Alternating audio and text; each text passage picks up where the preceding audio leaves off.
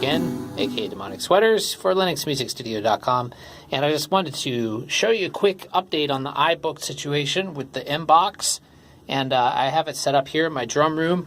And you know, since the Mbox only has 2 inputs, I recorded some drums, or I've been recording some drums with 2 microphones in a pretty interesting positions. These are both ribbon microphones. They're I forget the model name. RSM5s, I believe, or 4. I can't see it. 5, I think. By Nady, and these are ribbon mics, and they're I have one for an overhead, and then one pointed at the kick that's under the snare. Believe it or not, that one on the kick is barely picking up snare. It's because the pickup pattern on these mics are figure 8 pickup patterns. They sound really nice, and since there's only 2 drum mics or channels on the Mbox, I thought I would go for a mono drum recording, and I think they sound really, really good, actually. It's very full. You can hear everything, so I just wanted to show you guys, and I'll play a little bit so you can hear it.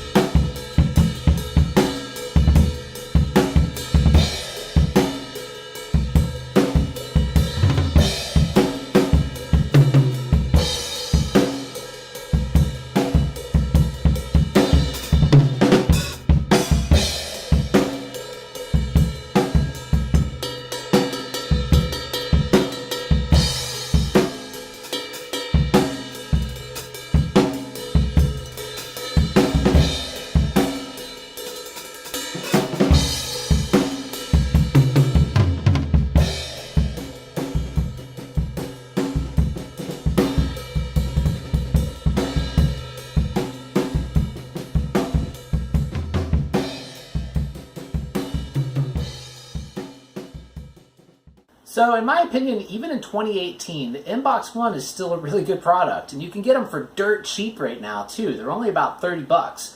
And I got this iBook for 30 bucks, so it's $60 for a complete Pro Tools setup, which is pretty damn amazing. I had to find, one of the things I had to do though was actually 6.4 wouldn't run on Tiger, so I had to find, actually I still had a copy of 7.4 from before, and then I also had the serial number. So you can download 7.4 from, it's still available online to download. It's actually at the Sweetwater website, and I found it there. And then the serial number you can find if you just look around. I'll try to post some links down below. I'll actually put a link to eBay search where you can pick one of these up, and if I can find some other links for it, I'll post them down below as well. But yeah, the DigiDesign Mbox One, I even have this running right now here with Milky Tracker on OS X, and that's working just fine. Now, OS X is very similar, actually, to Linux in a lot of ways. If you didn't know that, you probably already did know that. But it's actually built upon FreeBSD, or a version of BSD, which is a type of Unix, and it's also very similar to Linux as well. So anyway, thanks for watching again, and hopefully you enjoyed this video. And if you did, click the thumbs up and like and subscribe. And if you want to check out my Patreon, it's just patreon.com/LinuxMusicStudio. See you guys next time, okay?